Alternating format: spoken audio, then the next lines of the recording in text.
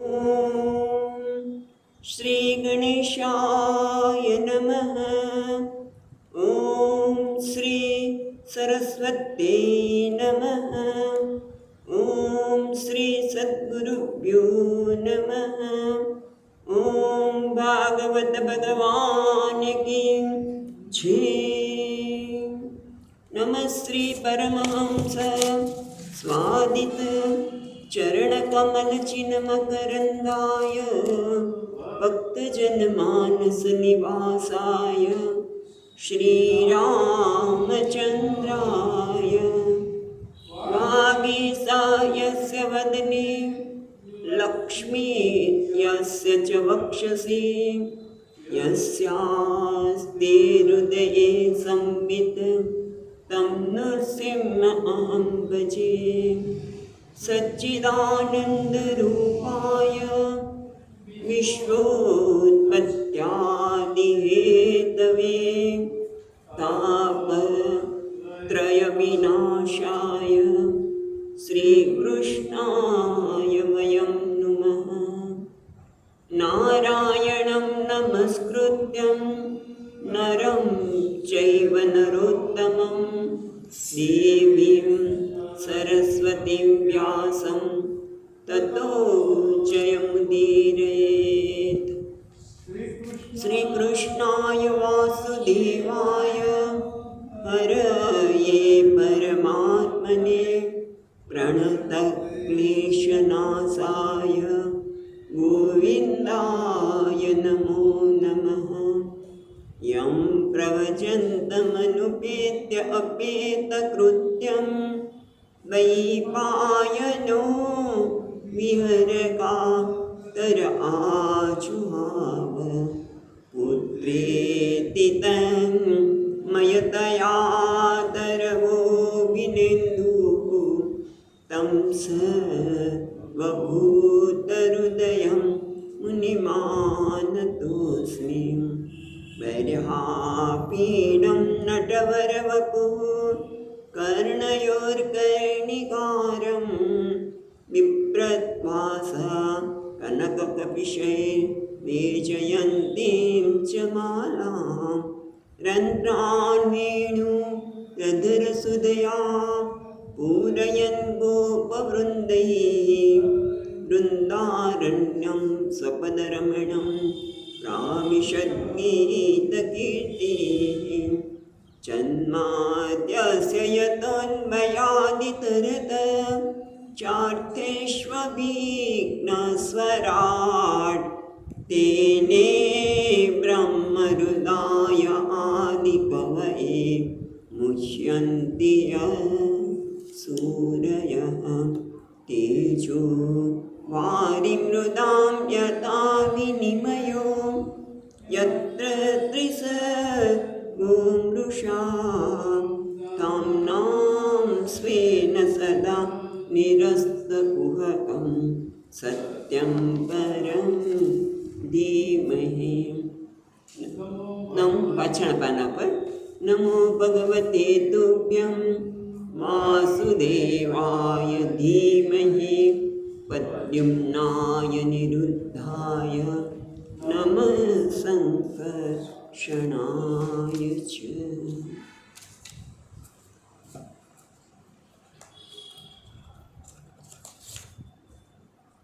श्री कृष्ण गोविंद हरे मुरारे हे नाथ नारायण वासुदेव।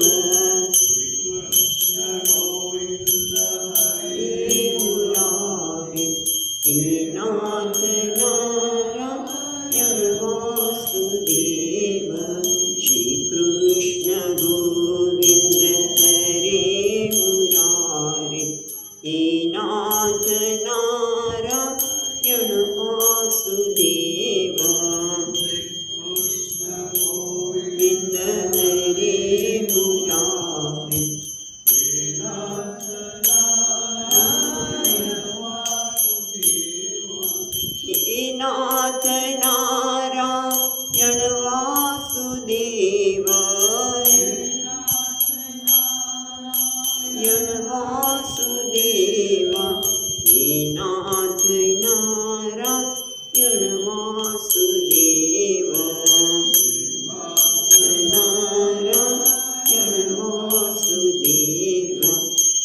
राम राघव रघुवंशी प्यारे, श्री राघव रघुवंशी प्यारे, हे नाथ नारायण वासुदेव,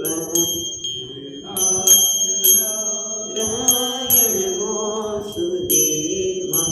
पैरों से चल कर मैं सत्संग में जाऊं, पैरों से चल कर मैं सत्संग में जाऊं, हाथों से श्रीधर की सेवा में पाऊं, हाथों से श्रीधर की सेवा में पाऊं, वाणी से हरदम यह गीत गाऊं, वाणी से हरदम यह गीत गाऊं, हे नाथ नारायण वासुदेवा, हे नाथ नारायण वासुदेवा।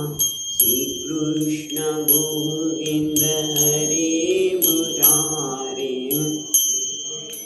गोविंद हरे मुरारे, हे नाथ नारायण वासुदेवा, हे नाथ नारायण वासुदेवा, हे नाथ नारायण वासुदेवा, हे नाथ नारायण वासुदेव। તો આપણે ત્રીજા સ્કંધમાં મા દેવહૂતિ પોતાના જ પુત્ર કદર્મ પોતાના જ પુત્ર કદર્મ ઋષિને ગુરુ તરીકે સ્થાપીને, કારણ કે એના પતિ તો જતા રહ્યા, પણ પછી મા દેવહૂતિ કદર્મ ઋષિને પોતાના ગુરુ સ્થાને સ્થાપીને પોતાના જીવના કલ્યાણ માટે બહુ સુંદર પ્રશ્નો પૂછી રહ્યા છે. એમાં આપણે 31મા સ્કંદના 21 શ્લોકો જોયેલા છે, પણ જરા આગળ યાદ કરીને આપણે જોઈએ તો 30મા અધ્યાયમાં, ત્રીજા સ્કંદના 30મા અધ્યાયમાં તમને શ્લોક નહીં મળે, એટલે આપણે 31માં આવીશું ત્યારે શ્લોક જોજો. તો 30મા અધ્યાયમાં ઋષિ ભગવાન ચર્ચા કરે છે કે માણસ જો તો ખરો કેવો મમતામાં, મોહમાં, અજ્ઞાનમાં અટવાઈ જઈને કુટુંબના ભરણ પોષણ માટે હિંસા કરે, ખોટા કામ કરે, અનિતિનું ધન, બીજાના ધનની પ્રાપ્તિ માટેની ઈચ્છા કરે અને પ્રાપ્ત પણ કરે. પણ ત્યાં સુધી લોકો એને બહુ આદર આપે, પણ જ્યારે એ જ વ્યક્તિ પૈસા કમાવા માટે સક્ષમ ન હોય, એ કમાઈ શકતી ન હોય, ત્યારે મોટાભાગના લોકો કહી શકાય એમ કે એ લોકો જેમ દુષ્ટ માણસ હોય, દુષ્ટ ખેડૂત અહીંયા કહે છે ભગવાન કે જેમ દુષ્ટ ખેડૂત હોય એ પોતાનું બળદ જ્યારે કામ કરતો ન હોય, કામ આપતો ન હોય તેને તરછોડી દે, એમ લોકો પણ પોતાના જે કમાનાર વ્યક્તિ છે એને તરછોડી દેતા હોય છે. અને આ કુટુંબ, સ્ત્રી, પુત્રોની મમતા, એટલે પ્રેમ નથી પણ મમતા છે, અને એના લીધે ખોટા કર્મ કરે છે, પાપ કર્મ કરે છે, અને પાપ કર્મનો કેવો ભોગવટો કરવો પડે છે ને એની વિસ્તારથી વાત કરે છે, જે આપણે સાંભળતા પણ આમ ત્રાસી છે કે કેવા એને લઈ જાય છે. બહુ તેમ કે તપેલા રેતી હોય, ઉપર તડકો હોય ને છતાં ખુલ્લા પગે એ જીવને છેક ત્યાં ન્યાયથી આપણે યમદૂત બધાને લઈ જાય છે, ત્યાં ક્રૂર નરકમાં લઈ જાય, એટલી બધી વાતો કરે છે અને એ બધી આવે છે. પણ આ પછી 31મા અધ્યાયમાં એટલી વાત કર્યા પછી 31મા અધ્યાયમાં 1 થી 9 શ્લોકમાં કેવી રીતે જીવ પોતાના પૂર્વજન્મના કરેલા કર્મનો ભોગવટો કરવા માટે માતાના ગર્ભમાં આવે છે, અને કેવી રીતે એનો વિકાસ થાય છે એની બધી વાત 1 થી 9 શ્લોકમાં કરવામાં આવી. 10મા શ્લોકમાં કહે છે કે જ્યારે જીવ 7 મહિનાનો થાય ત્યારે ભગવાનની કૃપાથી એને ત્રિકાળ જ્ઞાન, એ ત્રણેય સમયનું જ્ઞાન થાય છે. એટલે પૂર્વજન્મમાં તેણે કેવા કર્મો કર્યા હતા, કેવા કર્મો નહોતા કર્યા, બધું જ એને ભાન થાય છે. અને એ માતાના ગર્ભમાં ત્યારે હોય છે. પછી 10 માસની રાહ જોવે છે. પણ આ 10મા શ્લોકમાંથી તમે જુઓ, 10મો શ્લોક કાઢો.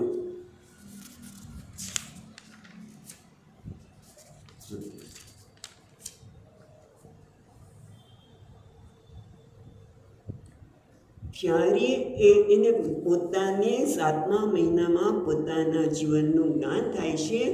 ત્યારે હવે એનાથી રહેવાતું નથી અને એ ભગવાનને પોતે સ્તુતિ કરે છે. ભગવાનને ગદગદ વાણીમાં સ્તુતિ કરે છે. કે શું કહે છે? તો એના માટે વિસ્તારથી વાત કરી કે ભગવાન તમારી ભક્તિમાં કેવી શક્તિ છે. તમારી ભક્તિના કારણે અજામિલ જેવા અજામિલ પણ મુક્તિને પ્રાપ્ત કર્યા. જે પ્રાપ્ત થઈ ગયું, જે પાપ અત્યારે થઈ રહ્યું છે, જે થઈ ગયું છે અને જે થવાનું છે, એ બધું જ ગોવિંદ ભગવાનના સંકીર્તનથી, એના ભક્તિથી શીઘ્ર વળી જાય છે. લીધા બહુ વિસ્તારથી જુદા જુદા પુરાણ વગેરેમાંથી લીધા પછી હવે જીવ આગળ પ્રાર્થના કરે છે 12મા શ્લોકમાં. તો કહે છે જંતુ વાચ કે છે, પણ શું છે? જીવ કહે છે કે શરણે આવેલા જગતની રક્ષા કરવા માટે પોતાની ઈચ્છાથી તમે અનેક શરીર અવતાર ધારણ કર્યા છે. એવા શ્રી કૃષ્ણ પરમાત્મા સર્વતઃ નિર્ભય તથા ભૂતળ ઉપર વિચરનારા એવા પરમાત્મા આપના ચરણ કમળના શરણે હું જાઉં છું. જીવ ગર્ભમાં છે ત્યારે આ પ્રકારની પ્રાર્થના કરે છે કે તમે તમારા માટે અનેક અવતાર ધારણ કર્યા. એવા પરમાત્મા આપના ચરણે શરણમાં આવું છું. અને મને દુષ્ટને આવીને પણ તમે, હું આવું દુષ્ટ હોવા છતાં તમે ગર્ભવાસના મને આ પ્રકારનું જ્ઞાન આપ્યું, માટે હું આપના શરણોમાં જાઉં છું. આમ વિસ્તારથી જુદી જુદી રીતે જીવ પ્રાર્થના કરે છે. એમાં એક પ્રાર્થના સુંદર છે, એટલે આપણે જોઈએ છીએ.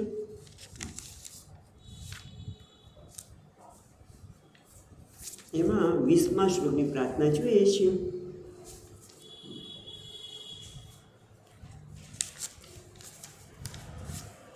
કે સોહમ વસંતપી વિભો બહુ દુઃખવાસમ ગર્ભાન્ન નિર્ગમિષ્યતિ.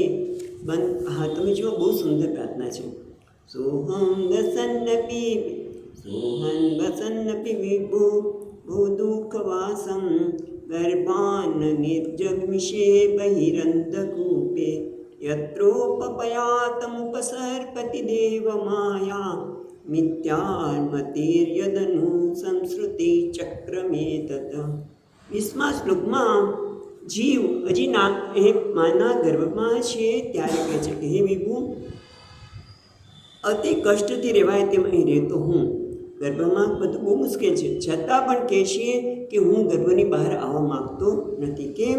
તો ગર્ભમાંથી અંધારા સંસાર કૂપમાં જવા ઈચ્છતો નથી. કારણ કે જ્યાં હું બહાર નીકળીશ ને પ્રભુ, ત્યાં તમારી દેવ માયા મને વ્યાપી ઘેરી વળશે. અને દેહ માયાની પાછળ શું થશે? આ દેહમાં અહમ બુદ્ધિ થશે. આ દેહ એટલે જ હું, આ દેહ એટલે જ હું, એ સિવાય બીજું કશું જ નહીં. અને દેહના લાલન પોષણમાં, દેહની સાથે જોડાયેલા લોકોની ઓલામાં, એમને પ્રસન્ન કરવામાં હું અટવાઈ જશે. કે દેહમાં અહમ બુદ્ધિ અને આ જગત કેવી છે? સત્ય નથી, કાયમ રહેવાનું નથી. અને છતાં ભગવાનની માયાના લીધે એને એમ લાગે છે કે મારે આ બધી વસ્તુ કાયમ રહેવાની છે. ઘણી વખત આપણે જોઈએ કે શરીર છૂટી રહ્યું છે અને છતાં એમ થાય છે કોની વસ્તુ જો ખોટી વાપરે છે. પેલા આપણે વાર્તા સાંભળી જ છે કે તમે બધા અહીંયા કેમ ઊભા છો? જો બકરી સાવણી ખાઈ રહી છે. બોલો, હવે તું શરીર છોડી રહ્યો છું, તારી સાથે એક વસ્તુ આવવાની નથી. પણ છતાં ભગવાન તમારી માયામાં જે મિથ્યા છે, જે કાયમ રહેવાનું નથી, એમાં સત્ય બુદ્ધિ આવી જાય છે, દેહમાં અહમ બુદ્ધિ આવી જાય છે, અને પછી આ સંસાર ચક્રમાં પ્રાપ્ત થાઉં છું. માટે હું ભલે આ ગર્ભવાસમાં, ત્યાં પણ મળમૂત્ર ને બધું જ છે ગર્ભમાં, છતાં હું બહાર નીકળવા માગતો નથી. પછી આપણે 21મો શ્લોક પણ જોયો હતો, કહે છે કે હે વિષ્ણુ ભગવાન, ચરણ કમળનો આશ્રય લઈને અન્ય ગર્ભમાં વાસ કરવાનું દુઃખ જે રીતે મને ફરીથી ન પ્રાપ્ત થાય, અન્ય ગર્ભવાસમાં, કારણ કે આગળ બહુ જ વિસ્તારથી વાત કરી છે, આપણે વાંચ્યું નથી કે ગર્ભવાસમાં કેવું હોય, માના ગર્ભમાં મળમૂત્ર પણ હોય, અને એમાં જીવડા પણ કંઈ હોય, અને પાછું એક જ સ્થાન રહેવાનું હોય, પાછું અહીંથી ત્યાં, ત્યાંથી ત્યાં ફરતા રહેતા હોય, ઊંધામાંથી લટકવાનું હોય, એ આ બધામાંથી હું ફરીવાર ન આવું. એટલે કહે છે કે અન્ય ગર્ભમાં વાસ કરવાનું દુઃખ જે રીતે મને ફરીથી ન પ્રાપ્ત થાય, વ્યાકુળતાથી મુક્ત થઈને પોતાના સાર્થીરૂપ બુદ્ધિથી અંધકારરૂપ સંસારમાંથી હું મારો પોતાનો ઉદ્ધાર કરીશ. હજી આવી વાત કરે છે, ભગવાન સાથે પ્રાર્થના કરે છે. ત્યારે શું થાય છે એ કપિલ ભગવાન કહે છે 22મા શ્લોકમાં. બધા 22મો શ્લોક જુઓ, આપણે વાંચીશું. કપિલ ઉવાચ એવં કૃતમતિર્ગર્ભે દશમાસસ્તત્વન્ષી સદ્ય ક્ષિપ્ય વાચીનમ પ્રસુતે સ્તુતિમારુતઃ. કપિલ ભગવાન કહે છે કે એવં કૃતમતિ ગર્ભે, આ રીતે ગર્ભમાં જ્યારે આ પ્રકારની બુદ્ધિ કરે છે કે પ્રભુ મારે બહાર આવવું નથી, બહાર આવીશ તો મને તમારી માયા વ્યાપશે, આવી કરે છે, ત્યાં જ દસમાસ સ્તુવન ઋષિ છે ને, ઋષિ એટલે જીવ, સ્તુવન ઋષિ છે, ઋષિ એટલે જીવ.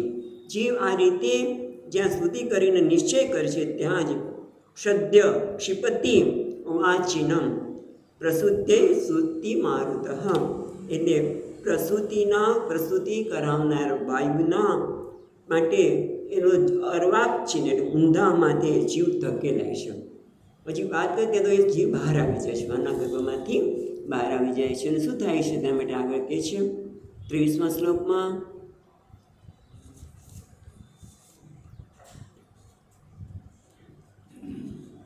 તેનાવસૃષ્ટ સહસા કૃત્વા વાક્ષિર આતુરઃ નિષ્ક્રાંતિ કૃચ્છેણ નિરશ્વાસો હત સ્મૃતિ. તેન અવસૃષ્ટ, બરાબર, સહસા કૃત્વા અવાક્ષિર, તે પ્રસૂતિના વાયુથી એકદમ અવાક્ષિર એટલે માથું નીચે તરફ, મસ્તક નીચે તરફ છે, રીતે ધકેલાયેલો, અને નિશ્વાસ, શ્વાસ લેવા પણ મુશ્કેલી છે, શ્વાસ પણ લઈ શકતો નથી, અને આતુર એટલે અવશ્ય. અહીંયા ટીકાકાર કહે છે કે પ્રસૂતિના વાયુથી નીચે ધકેલાયેલો કેવો છે, શેરડીનો રસ કાઢવાના યંત્રમાં નાખ્યો હોય ત્યારે કેવું થાય, પીલાતો હોય ને શેરડી, એવી રીતે દુઃખી મૃત્યુ પામેલો એવો હું ફરી જન્મ્યો વગેરે. મૃત્યુ પામેલો હું ફરી જન્મ્યો છું એવું કોઈ હવે યાદ નથી થતું. કહે છે કૃત્વા અવાક્ષિર સહસા વિનિષ્ક્રાંતિ કૃચ્છેણ, એટલે કૃચ્છેણ વિનિષ્ક્રાંતિ એટલે કષ્ટપૂર્વક કે બહાર ફેંકાઈ જાય છે. નિશ્વાસ, શ્વાસ લેવા પણ મુશ્કેલી પડે છે, ત્યારે હત સ્મૃતિ, એની સ્મૃતિ છે. હમણાં થોડી વાર પહેલાં એ પ્રાર્થના કરતો હતો, અને એને એ પણ યાદ નથી આવતું કે હું મૃત્યુ પામ્યો તો હવે મારા કર્મો ભોગવવા માટે હું બહાર આવ્યો છું, એ પણ એને યાદ આવતું નથી. હવે આગળ કહે છે પતિતો ભૃગ્ય શૃંગમૂત્રે વિષ્ટા ભૂરી વચેષ્ટતે રોયુતિ ગતે જ્ઞાને વિપરીતામ ગતિમ ગતઃ. એટલે કે જે પતિતો ભૂવ્ય છે ને, ભૂવિ પૃથ્વી પર, ભૂમિ પર, ભૂવિ અશૃંગમૂત્રે એટલે કહે છે અશૃંગમૂત્રે વિષ્ટાભિ ઇવ ચેષ્ટતે રોરુયતિ ગતે જ્ઞાને વિપરીતામ ગતિમ ગતઃ. એટલે ભૂવિ એટલે પૃથ્વી, રુધિર અને મૂત્રમાં ભૂમિ પર પડ્યો તે વિષ્ટા ભૂહિ ઇવ ચેષ્ટતે, વિષ્ટામાં ઉત્પન્ન થયેલા કીડાની જેમ એ આળોટે છે. વિષ્ટામાં ઉત્પન્ન થયેલો કીડો જેમ આળોટે છે એ આ જીવ રુધિર અને મૂત્રમાં ભૂમિ પર પડેલો આળોટે છે.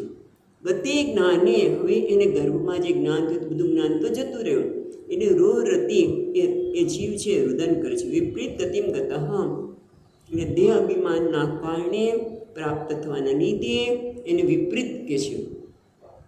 વિપરીત દશાને પામેલો જીવ રડવા લાગે છે. એક પછી એક ભક્તિને ભગવાન આપણે જીવની અવસ્થા બતાવતા આગળ કહે છે કે બાલ્ય અવસ્થામાં એવું બંસીધરી મહારાજ કહે છે કે મળમૂત્રના વિષ્ટાના કીડાની જેમ અનેક જન્મમાં પ્રાપ્ત સુખ દુઃખાદી વિશે પૂર્વનું મહાદુઃખ સ્મૃતિ વિસ્મૃત થવા છતાં પણ અત્યારના જે અલ્પ દુઃખ છે એનાથી દુઃખી થાય છે. બધું ભૂલી ગયાનું કંઈ નથી ચિંતા, અત્યારે જે આળોટી રહ્યો છે એના લીધે એ દુઃખી થાય છે. એટલે જીવ હવે જો બહુ સુંદર વાત કરે છે કે જીવ ભક્તો હોવા છતાં અજ્ઞાનના લક્ષણવાળી વિપરીત ગતિ પામેલા એવા એને બાલ્યાવસ્થામાં કંઈ જ્ઞાન થતું નથી, તો બસ એમાં જ અટવાય છે બાલ્યાવસ્થા. પણ ત્યાર પછી તરત જ જ્યાં કહેવાય ને એ ઢંકાયેલું જ્ઞાન ક્યાંક સત્સંગમાં જાય અને એમ કહેવાય ને સત્સંગમાં જાગી જાય છે પેલા પૂર્વના સંસ્કાર, અને પાછું ભક્તિમાં સત્સંગમાં લાગી જાય છે. બધાનો અનુભવ છે કે અચાનક જ ક્યાંક આપણે ગયા, હજી પેપરમાં વાંચ્યું ગયા, અને ત્યાં ગયા પછી પેલા પૂર્વના સંસ્કાર જાગૃત થઈ શકે. ક્યાંય પણ એવું થાય જેમ કોને થયું હતું, સ્વામી રામદાસ શિવાજીના ગુરુને ખ્યાલ છે, લગ્ન વખતે બોલો લગ્ન થઈ રહ્યા છે અને સાવધાન કન્યા પધરાવો સાવધાન, જે સાવધાન શબ્દ આવ્યો અને પૂર્વના સંસ્કાર જાગી ગયા. એટલે ક્યારેય કયા શબ્દ એ પૂર્વના જીવના સંસ્કારને જાગૃત કરે અને પાછો ભક્તિમય સત્સંગમય બને એ ખબર પડતી નથી. એ પણ અહીંયા ઉમેરું. ભલે રડી રહ્યો છે પણ વિપરીત જ્ઞાન લાંબો સમય સુધી રહેતું નથી. હવે બાળકની કેવી સ્થિતિ છે પછી કહે છે 25મા શ્લોકમાં, પરચ્છન્દં ન વિદુષા પુષ્યમાણો જનેન સહ અનભિપ્રેત્યમાપન્નઃ પ્રત્યાખાતું મિનીશ્વરઃ.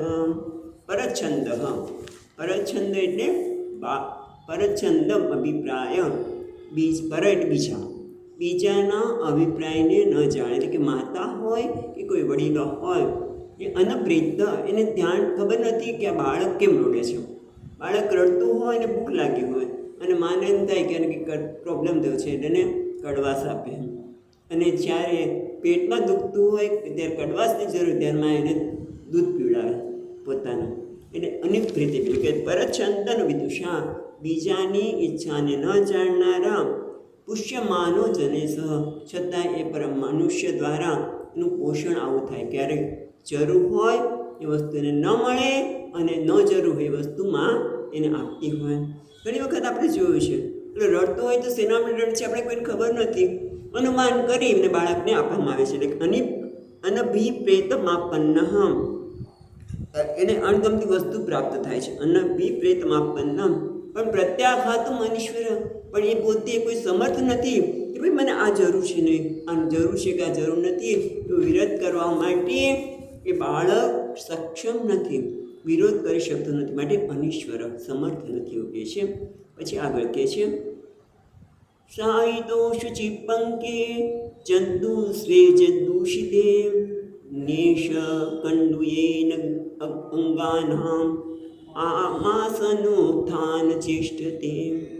એટલે કે છે જંતુ સ્વેદ જે સ્વેદજા મત્ગુણાહ તૈ દૂષિત દુઃખપ્રદૈ અશુચો મૂલમૂત્રાદિ લિપ્તાંગ અંગૈ. એટલે કે છે જંતુઓ સ્વેજથી ઉત્પન્ન થયેલા, એટલે પરસેવામાંથી ઉત્પન્ન થયેલા કોણ છે તો માકડ વગેરે જંતુઓથી દૂષિત થયેલા, અને પાછા મળમૂત્ર લીધે અપવિત્ર ખાટલામાં સોડાવેલો પોતાને જીવડાઓ કડી રહ્યા છે તો ખણવા માટે, એટલે કે ન ઈશ કંડુયને, એટલે ઘર્ષણ કરવું, એટલે પોતે પોતાના શરીરને ખણી પણ શકતો નથી. પછી કહે છે ન આસનનો ઉત્થાન ચેષ્ટતે, એટલે બેસવા કે ઉઠવા માટે કે પડખું બદલાવવા માટે પણ સમર્થ નથી, એ રડ્યા કરે છે. જીવની બાળકની આ સ્થિતિ છે. છેલ્લો એક બે શ્લોક જોઈ લઈએ, કારણ કે આમાં વધારે કંઈ કહેવાનું છે જ નહીં. એટલે દંત્યામચત્તમ દંસા મસકામદગુણાદય રુદંતમ વિગત જ્ઞાનમ કુમય કુમિક યથા. કુમિક યથા પહેલાં દ્રષ્ટાંત આપે છે કે જેમ યથા કુમિક એટલે ક્ષુદ્ર કૃતિ નાના જંતુએ મોટા કીડા નાના કીડાને જેમ કરડે તેમ તેમ તુદંત આમદ ત્વચા, આમ એટલે કોમળ, એ બાળકની ત્વચા કેવી છે? કોમળ છે. કોમળ ત્વચા ઉપર આ જીવો મચ્છર માકડ વગેરે શું કોમળ ત્વચાને દંશ આપે, ડાન્સ આપે છે, પણ નથી ખણી શકતો, નથી કોઈને કહી શકતો, નથી રુદન કરશે. કારણ કે હવે એને કેવું છે? વિગત જ્ઞાન. એને બધું કર્મનું જ્ઞાન એ બધું જ હવે જતું રહ્યું છે. જે 7મા મહિને જે જ્ઞાન હતું એ બધું જ જ્ઞાન જતું રહ્યું છે. આમ એની બાલ્યાવસ્થા પૂરી થાય છે. પણ પછી શું થાય છે?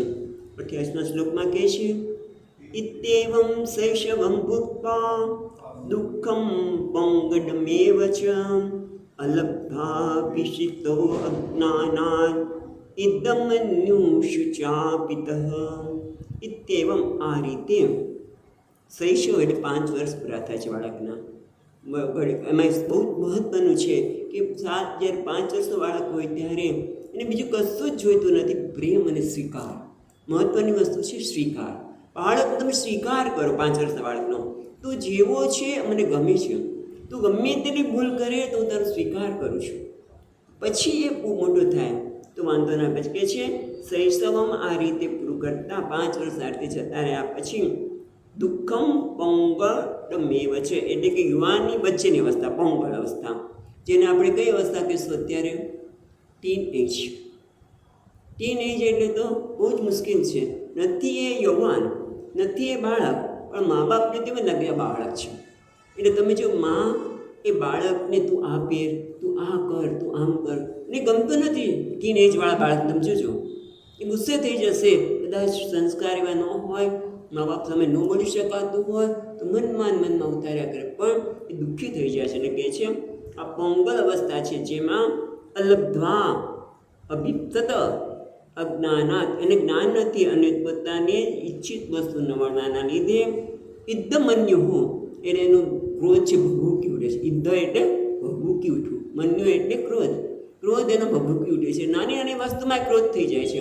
કારણ કે કોઈને કશું કે એની ઈચ્છિત વસ્તુ ન મળે, મા કે તું આમ કર, પિતાજી કે તું આમ કર, બધા એને શીખામણ આપે અને એને કહે કે હું તો મને શીખામણી ક્યાં આવશ્યકતા છે, હું તો મોટો થઈ ગયો. એટલે આ પંગલ અવસ્થા. અને એટલા માટે એનો ક્રોધ ભભૂકી ઉઠતો હોય છે અને એના કાંઠે સુચાર્પિત, અને એ સુચાર્પિત એટલે શોકેન વ્યાપ્ત અને શોકાતુર બની જાય છે. એટલે આ અવસ્થા પણ કેવી છે? શોકાતુર. હવે શું થાય છે? હવે એ મોટો થયો, યુવાન થયો, એટલે પાછા શું થાય છે? સદેહેન માનેન વર્તમાનેન મન્યુના કરોતિ વિગ્રહં કામીશ્વત્યાય ચાત્મનઃ. હવે એનામાં કામ ઉત્પન્ન થાય છે. એટલે એની વિરુદ્ધમાં તમે જુઓ, કોઈ છોકરી સાથે એને વિચાર આવ્યો તો છોકરાઓ, એક છોકરો બીજા છોકરા સાથે પણ બોલતો હોય, છોકરી સાથે બોલતી હોય તો પણ એને શું થાય કે તું બીજા સાથે નહીં બોલ, તમારી પાકી બેનપણી છે, પાકો પાછો શબ્દ વાપરે, પાકો ફ્રેન્ડ છે, એટલે તો તારે આની સાથે નહીં બોલવાનું, પેલા સાથે નહીં બોલવાનું, સાથે ઝઘડા જ કરીને કહે છે સ્વદેહેન માનેન. આ શરીર સાથે માને કે બધા અહંકાર, એનો અહંકાર શરીર સાથે બધા લાગે છે. અને ક્રોધથી વર્તમાને ને મન્યુના બે વસ્તુ થાય છે. એક તો શરીર સાથે અહંકાર વધે છે, એટલે હું આ દેહ છું અને એની સાથે અહંકાર વધવાને કારણે મન્યુ ક્રોધ પણ વધે છે. અને એના કારણે એ કામી મનુષ્ય પોતાના નાશ માટે જ અન્ય કામી મનુષ્યો સાથે વેર બાંધે છે. કહું ને મિત્રો હોય ને છતાં આવું કરે એટલે પછી બેન વચ્ચે શું થાય? મિત્રતા ના રહે. એ તારે આની સાથે નહીં બોલવાનું, તું ઓલા સાથે નહીં બોલ, તું મારો મિત્ર છું તો આમ કર. તેના લીધે બંનેની મિત્રતા દૂર થઈ શકે, અથવા તો બીજા રીતે એ વેર બાંધે છે. છેલ્લો શ્લોક જોઈને આપણે પૂરું કરીએ છીએ. ભૂતૈ પંચબીરારબ્ધે દેહે દેશબુદ્ધો અસક્ર અહમેતિ અસદ્ગ્રાહાત કરોતિ કુમતિર્મતિ. બહુ મહત્વની વાત કરી. અહીંયા આપણે વિચાર કરતા કરીએ છીએ કે ભૂતૈ પંચભી આરબ્ધે, એટલે પંચમહાભૂતથી આરબ્ધ, પ્રારબ્ધ થયેલા શરીર. આ શરીર છે પંચમહાભૂતનું, એટલે કે એ હું નથી, આત્મા નથી. આ પ્રકૃતિનું બનેલું શરીર છે, પંચમહાભૂતનું બનેલું શરીર છે. શરીર વિશે મને જ્ઞાન છે કે આ શરીર મારું સ્વસ્થ છે, રૂપાળું છે, કાળું છે, ઊંચું છે, નીચું છે, બધું જ જ્ઞાન છે. અને જેનું જ્ઞાન હોય એવું હોઈ શકે નહીં. આ બધો વિવેક એનામાં હોતો નથી કે હું શરીરનો દ્રષ્ટા છું, આ શરીર હું નથી, એવું કોઈ જ્ઞાન નથી. અને એના કારણે કે છે, એના કારણે ભૂતૈ પંચભી આરબ્ધે દેહે, દેહ અબધો અસત્કૃત, અને વારંવાર આ દેહમાં બુદ્ધિ કરીને મિથ્યા આગ્રહ રાખનાર અબુધ, અહમ એવ ઇતિ અસદ્ગ્રહાત, આ હું છું એવો મિથ્યા અભિમાન કરીને એ કેવો બને છે? કરોતિ કુમતિર્મતિ, એ પોતે કુબુદ્ધિવાળો, પંચમહાભૂતના બનેલા દેહમાં કુબુદ્ધિવાળો, મિથ્યા આગ્રહ રાખનાર, હું તેવો હું દેહી છું, આ બધું મારું છે, હું અને મારું, એ બુદ્ધિ પુનઃ પુનઃ અસત્કૃત વારંવાર કરે છે. ક્યારે એને વિવેક આવતો નથી કે આ હું અને મારું એ બંને મિથ્યા છે.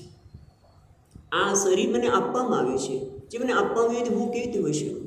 એ મારું પણ નહીં, આપવામાં આવેલું છે. હું એનો ટ્રસ્ટી છું, એનો રખેવાળ છું.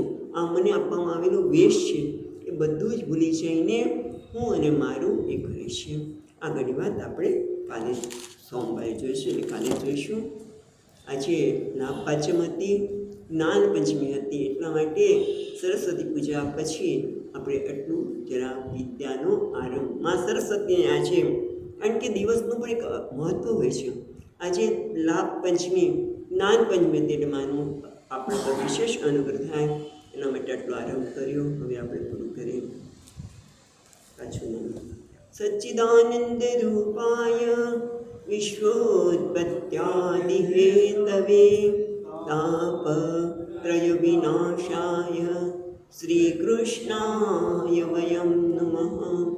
યં પ્રવચन्तમનુપેત્ય અપેતકૃત્યં દ્વૈપાયનો વિહરકાતર આજુહાવ. પુત્રેતિ તન્મયતયાતરવો વિનેन्दુઃ तं સર્વભૂતહૃદયં મુનિમાનતોऽસ્મि. ઓમ શાંતિ શાંતિ શાંતિઃ. હરિઃ ઓમ. શ્રી ગુરુભ્યો નમઃ. હરિઃ ઓમ.